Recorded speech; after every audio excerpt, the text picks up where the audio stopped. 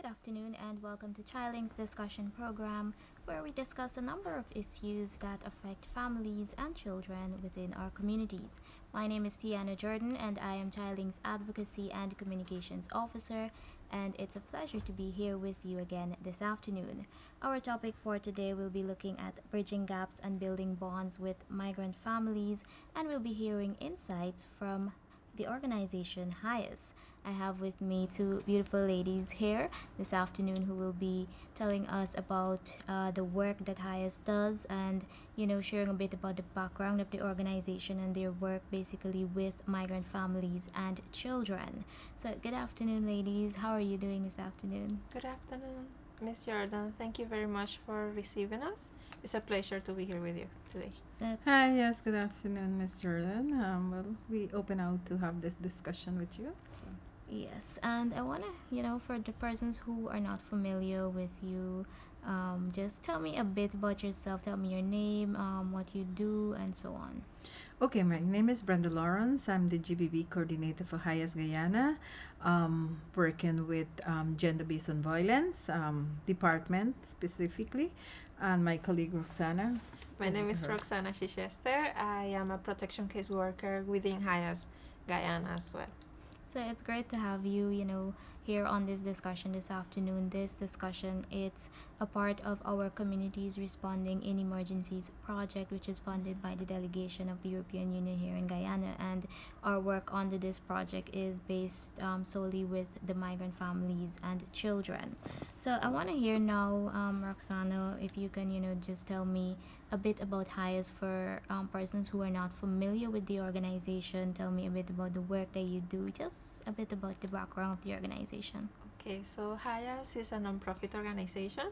We are in more than 20 countries around the world. We work mainly with migrants, refugees, persons that are going through a situation of emergency. In Guyana, we have been here since 2020, so this is going to be our fourth year in the country so far. We're responding mainly to the situation of, to the Venezuelan situation, but we also work, as well as in the rest of the world, we work with migrants and refugees of all origins. Yes, and now can we go into like some of these specific programs or services that HIAS provide to specifically the migrants, families, and children? Okay, so HIAS currently in Guyana have 3 offices, in one in Region 1, Mabaruma, and one in Region 7. And our main office here in Georgetown in 89 Laluni Street, Queenstown. Okay, so we have 4 departments currently. What is protection department? We have economic inclusion department. Also, we have gender-based on violence department, and we have MHPSS services also remotely. But now our specialist Wirleni Soto, she's in country, outrolling like some session in the community, because not all she not work only remotely. She have for time during the year she come in country and carry out session with the migrants community. Our services are free, totally free for migrants and for any other local community also. As Rosanna mentioned, we focus mainly with the migrant through the due to the situation, current situation in Venezuela, but we have a small percentage where we work with the local community also. Mm-hmm. Okay. Is there anything you want to add? No, it's as Brenda was saying, mainly with our program. In HIAS, we believe in inclusion. Mm-hmm. That's very important for us. That's where that percentage of local population also comes, because we love to see migrant community and local community integrated, and we love to give the opportunity also to the local community to, let's say, move forward from whatever situation they might be going through, especially if it's like a gender-based violence situation, that's very important for us to also reach out to anybody in need. Okay. And you mentioned, you would host sessions with these migrants. What does these sessions look like Okay, or so entails? yeah, so we have under the gender-based on violence department, we have women support group, adolescent support group, and positive masculinity group also, because not only we work with the women and girls, also we integrate men in the discussion, because for we to mitigate any risk, we have to work along with integrate all the gender. That's And then also work with the local entities also, because that is what we offer. Like, the service are here in Guyana, so we offer the service to the beneficiary. Maybe they come into the country, they don't know how to access for a stay permit, and our advisor, the caseworkers, then will allow they to know where they're supposed to go to access the like this any service, not only stay permit, not only legal documentation, also like health, also like education, because you come to another country and you don't know how to access those services. And then when you come to language barrier, then like you don't know who to ask and what to ask for. So that that is why the our caseworkers and our officer from the from HIAS work along with individual beneficiary, and then we host like outreach in the community where we could disseminate information to the to the affected population. And what kind of information, like on various social issues and so on? Yes, actually, like I mentioned, how to access like stay permit, and how to Yes. renew stay permit. That is one. Also, like hygiene cares. We talk about topics on the hygiene cares, on like first aid, psychosocial first aid also, because it's not a it's not something new that when you move to another country, you find yourself in so many stress, and you don't know how to handle or manage those situations. So like if you have a specialist where could be like an advisor to guide you to know what you could how to identify, because mainly sometimes you have in a situation and you don't even know that you passing through a situation, and then with the caseworkers and our specialists, they are there to support you, and then you could actually see to yourself that you're going through a situation and able to have guidance to overcome those situations, whatever present. And how do you address the language barrier? I know you guys speak Spanish, but like, do you teach the migrants English, or do you just like tell them how they can access services and how to learn English? So on that regard, yes, most of our programs staff, we manage both languages, so Spanish and English. So that's very easy. We are fully able to communicate with the migrant population, the Venezuelan migrant population. The other part of it, we have been able to establish a couple of partnerships.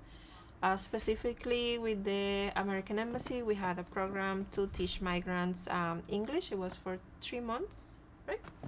For 3 months. I would like to say that it was successful. So most of the persons graduated successfully, and it was of great help to them. However, it's not something that we are able to do like long term. So normally through case management with the persons in information sessions, we will encourage the participants to access the services that are there already and they are free. Like for example, like any video on YouTube, apps, try to do the best they can with what they have available at the moment. Okay. And how do you ensure that migrants are, aware of the services that you offer? What kind of public awareness do you do? aside, I know you said you do community outreaches and so on. Maybe you can, do you have like social media and so on as well? Yes, so we have our page Facebook, also Instagram, also we have this suggestion box where we will go out into the community, like, and to promote our services. And there we have email address, like, and then also we have like WhatsApp group. We have in different community also, like, because maybe we have a WhatsApp group for the general community here in Georgetown. So maybe the service you wanted to address maybe like is only in the region 4. You don't want to you doesn't have that services available like in region 9, for example. So like, depends on the region, then you will have, but we have a lot of like WhatsApp group, and so to promote our services. And then we have also a communication officer, a focal point for communication, Lynn Morales. She worked closely like to promote and to advertise our services like through Facebook and Instagram. That's really great. And within HIAS, do you have like any specialized training for your staff, to help them better provide these services to the migrant community? A lot, thankfully. All of HIAS staff, especially program staff, we are under constant training. We complete any training. For example, we are part of the R4B GBB working group, so we get fully trained on GBB, all GBB aspects, which is great, honestly. We also have like other international not degrees, but trainings that might be available for humanitarian workers.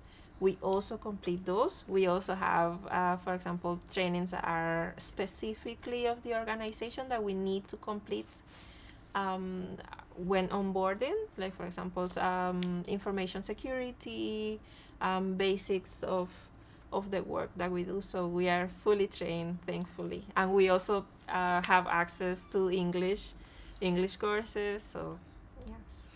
Yeah, just to add, like on that, HIAS is an organization will constantly have the staff on training, board training. Like, they need to have a lot of knowledge about how to address certain things, like, so it's an organization but constantly in on the roll to courses for the all staff. That's right.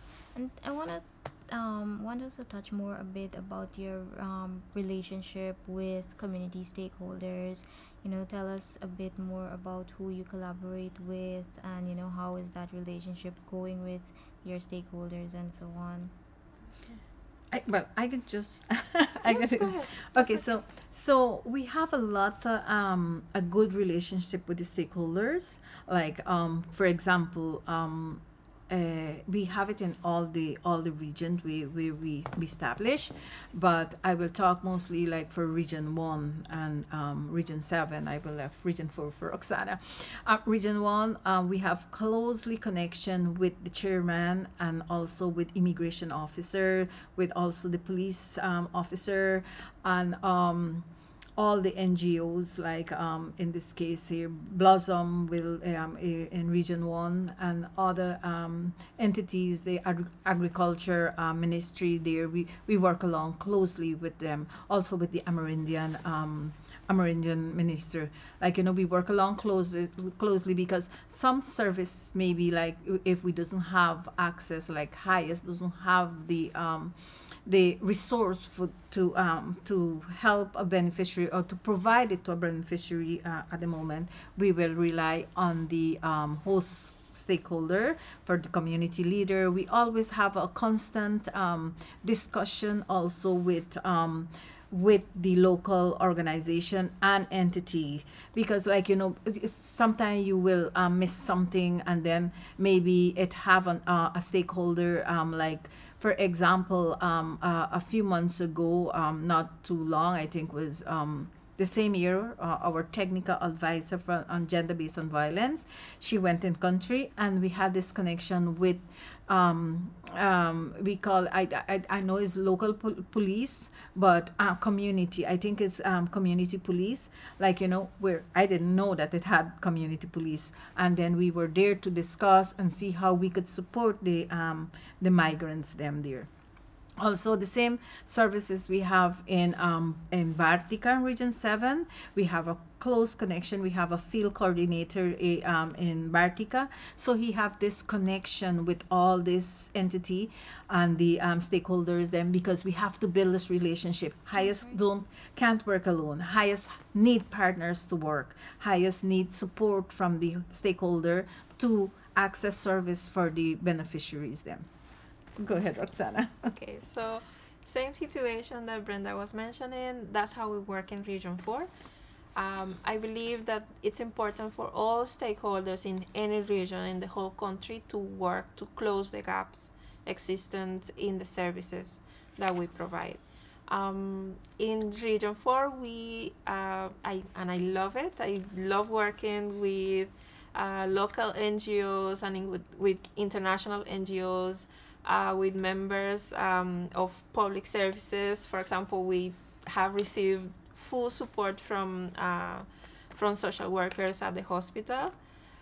Honestly, it warms my heart because it's very beautiful, and we have gotten some very nice results from those partnerships. So I'm very grateful for them.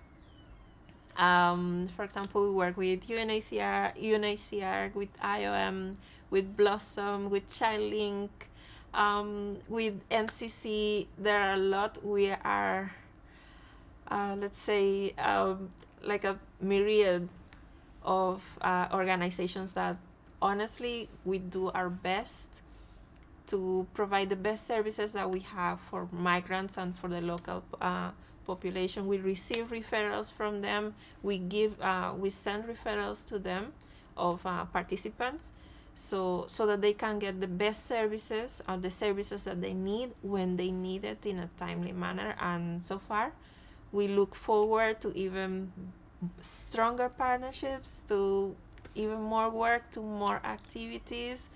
Whoever, and I'm putting this out there, whatever organization that wants to work with HIAS, we are open to it. We even have a local partner, Youth with Purpose. So they work in Region 3. The wonder of this is that we will have partnerships in places where HIAS maybe cannot reach. For example, Youth with Purpose, they're located in Region 3. So we don't have an office in Region 3, but we have Youth with Purpose. And we know we can reach out to them anytime. We know that our participants can reach out to them, and that their needs are going to reach HIAS because of that partnership that's already in place. So yes, and from what I'm hearing, there's so much that you guys are doing, and especially in the different regions that you're working in. I want to hear, based on maybe feedback that you would have received, or maybe from your own observation and so on, based on your experience working within these different regions, what are some of the challenges that you would have observed that migrants would face? Are there the same challenges within these regions, or are there different challenges, like Region 4 may face different challenges than those in Region 1 and so on? What is it like? I think challenge we have noticed, of course, the challenges will vary depending on the context of the region. However, one challenge that is I would say is universal is the language barrier. It affects a lot of migrants because not being able to communicate in the language of the country, it will means that it will be more difficult for them to access services like health services, which is basic, or education. Is going to be harder for the children to go ahead on their education. It means that it's going to be more complicated for them to access safe and well-paid employment. It even influences the possibilities that they have to, let's say, go out in looking for opportunities, because it's difficult for them to comprehend the language and to speak. So to advocate, even to advocate for themselves, if they have to go to the police or things like that, that makes it very complicated, and that's one of the bigger barriers that that we have. Depending on the region, yes, we might have different challenges. For example, in Region 1, we have a bigger percentage of Guarao Venezuelan population, which are very vulnerable because a lot of the time they only speak Guarao, so that adds a certain vulnerability to that population. Region 7 might be, let's say it's a mining area, there's a lot of sex work, so GBV work, gender-based violence prevention and mitigation work might have to be, you know, like a little bit harder, let's say, or region, for example, Region 8, Region 7, Region 9, which is a border. All the regions have certain characteristics that make them unique and have different challenges for migrants. But in general, I think language barrier might be one of the biggest ones. Yeah, which in, as Roxana mentioned, the language, right?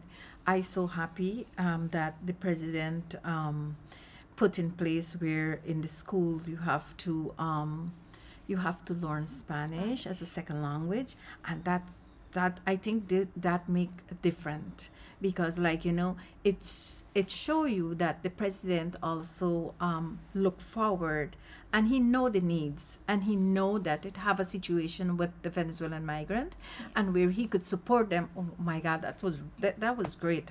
I had to write that in a report also, because it was something really new, and like, you know, and that show you that the president also looking forward to integrate the migrant community. Also, as Rosanna mentioned too, that like in different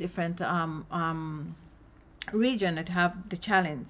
It have a challenge like where migrant doesn't have access to having a phone, so where they could communicate with others. Like in this case, if they find themselves in a situation where they real need like the service, like for a translation at that time, like if they have in a situation and they need the support with translation and they doesn't have a phone, it make it difficult if the entity where they getting the service from doesn't have connection with organization, people who could translate for them and support them with translation. I think that's a great big challenge to also, like, you know, also like in Region 1, like, you know, it have for the local, it have lack of livelihood, so it more difficult for the Warao community there. It more difficult for them to access livelihood. So I think it depends on the region. It face a lot of challenge, depends on the context. Yes, and I want to hear now about, you know, we spoke about some of the challenges and so on. Maybe you want to share some success stories about these migrants that you work with. I'm not sure if you want to go specifically into some gender-based violence cases, or just tell us, you know, some success stories or testimonials of migrants you would have worked with. Well, in my case, Maybe you can share. I So- want to hear a bit on the English classes that you guys would have had also. Well, for our English classes, I think we had a wide range. One of the things that I loved the most about the English classes it was that we had a wide range of age. We had teenagers, and we had people that might seem older, but they were still interested in improving their language skills, which it was beautiful, because sometimes we say, well, just studying is just for young people, but no, they are open to learning, they are open to integrating, they are open to, you know, like looking for ways to go ahead in life, and that was very important for us. Also, like the commitment to see the commitment of people to achieve a goal, because it's not always easy to get off of work and go to a class because it will affect our economy. It's not always easy to just get money out of my pocket for transportation. We cannot always be there, but they made it, and to me that's the best thing. No matter what, they surpassed their challenges, and they went ahead and they made it. One of the things I wanted to mention, I cannot mention one specific case. We have a very strict confidentiality policy. So, but we have the livelihoods program, where we offer not necessarily like financial advice. We offer economic guidance classes for migrants. I love that program.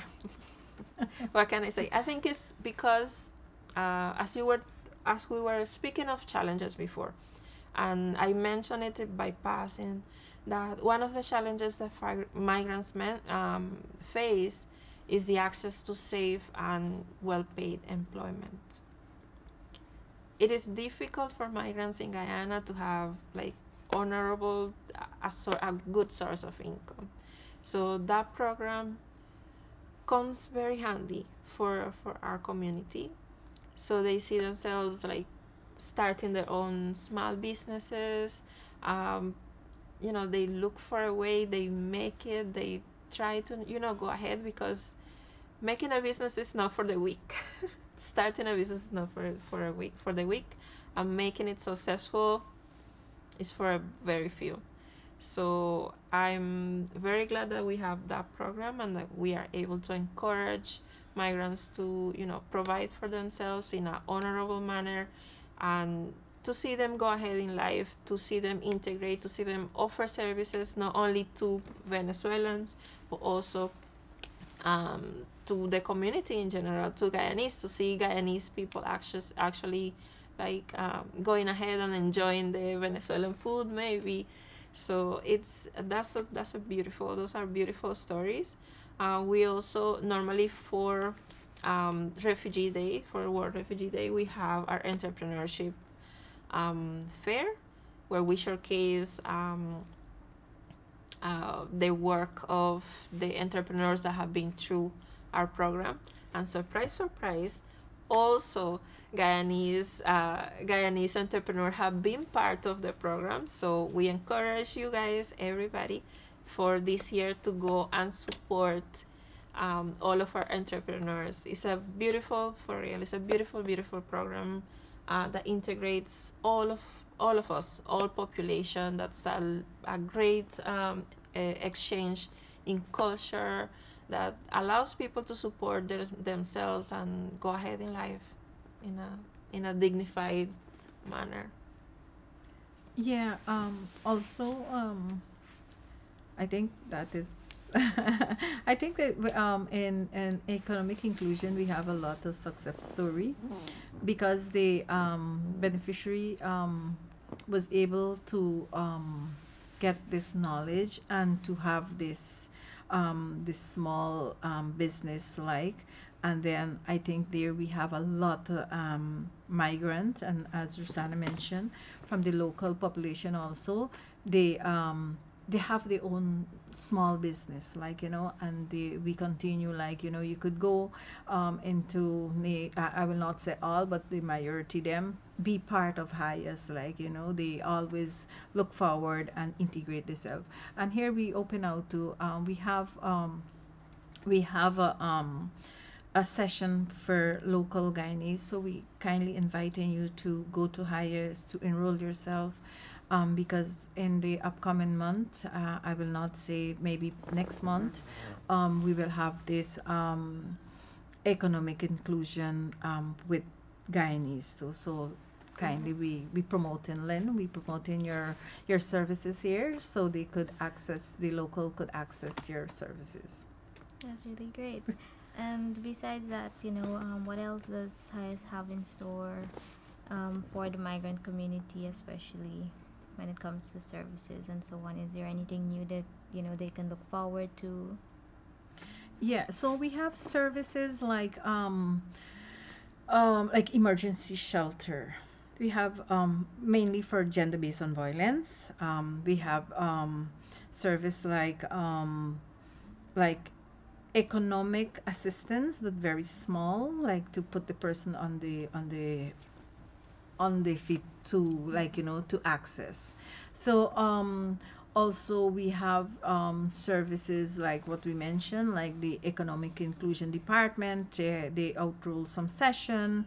Also we have for gender-based on violence department, as we mentioned before, we have support group for adolescents, we have support group for women, and we have positive masculinity group for men. Also, we go to the community to do outreach, and then we have the information session that we carry out also in the community. And from there we also have training or capacity building for service provider. We work along with service provider where we have this training for integrate the community with the migrant community and the local, maybe we could invite the health sector, nursing and doctors, and so they could be part of our training, where because mainly when you go to a you go to a hospital, maybe they could identify any gender-based on violence case, and they could do our they could have our referral pathway, how to refer the case to HIAS. So because not all the case will be coming in on gender-based on violence will be coming in direct to HIAS. Maybe sometime you are working in ChildLinK, maybe they could be open out to refer the case to HIAS. Yeah. So we have that training, this capacity building with our NGO local entities, so to offer our service there. And then we have specialized case worker and officer to handle those cases. It's not that they reach there and anybody randomly will handle case. We have people specialized to work with case management on the gender-based on violence, and reinforcing the four principle: what is safety, confidentiality, non-discrimination, to just to make sure that the beneficiary are in confident, they feel safe. Once they be safe in HIAS, we could work forward to work with an action plan with each beneficiary till they reach to their goals. And I'm gonna give you an opportunity to share, maybe your contact numbers where persons can get in contact with HIAS. Okay, so for me, this is just the protection area. My number is 608-2913.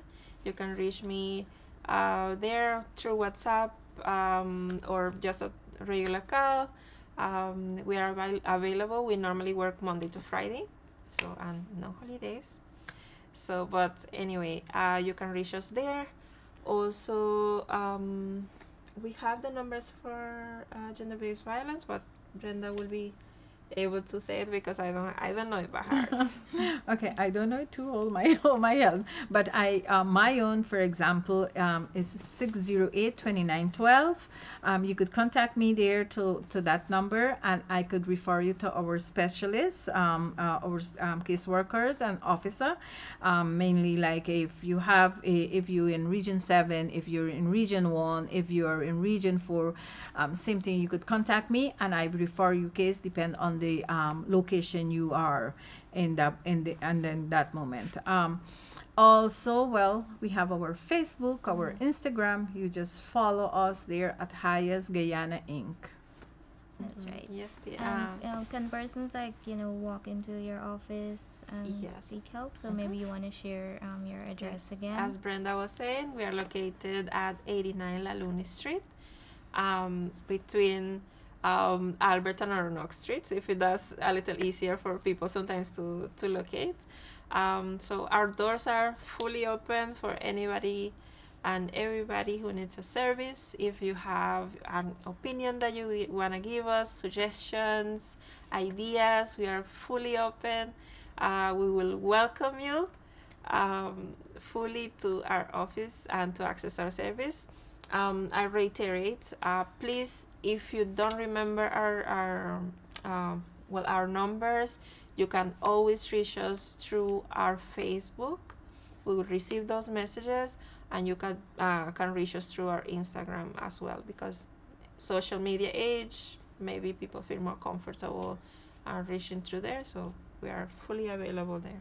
And that is Yeah. HIAS Guyana. That's Yeah. HIAS Guyana. Also, just want to make sure I left Lynn contact number 2 also, because she is our specialist in economic inclusion. Her number is 608-29 2921. Sorry, I could repeat it. 608-2921. That is Lynn Morales. She's there, open out to any person who want to participate from the local community in economic inclusion. Yes, and thank you for sharing your contact information. I'm sure persons are gonna reach out after hearing our discussion. This is where I give you each an opportunity to maybe leave a message with our viewers. I'm not sure what you would like to say, your final comments. Okay, I just want to say that with HIAS, you are safe, you are warm coming, and we are there to serve you. And all our service is free to all the population. Okay, so I wanted to say that at HIAS, we value every person, even if they are not a migrant. Guys, you are safe. We are a safe space for everybody. We welcome everybody, and we seek to advocate for everybody. So you're safe with us. Reach out. That's okay. As I was saying, if you have ideas, if you have something to say, you are more than free to reach out to us and say it. All right. And for stakeholders out there, if you want to work with us, if you have any programs, if you think that we can close that gap a little bit more, please reach out. We will work with you gladly. And I want to, thank both of you ladies for, taking the time out of your busy schedule to be a part of our discussion. I know every time I reach out, or every time someone from ChildLinK would reach out to HIAS, you're always willing to participate and be a part of our activities. So I want to thank you very much. And, I look forward to, again, chatting with you ladies in the future. Yes, and thank you to our viewers for tuning in to our discussion this afternoon. We heard insights from HIAS, and this discussion was under our Communities Responding in Emergencies project funded by the Delegation of the European Union in Guyana. I'm Tiana Jordan saying do have a good afternoon. Goodbye.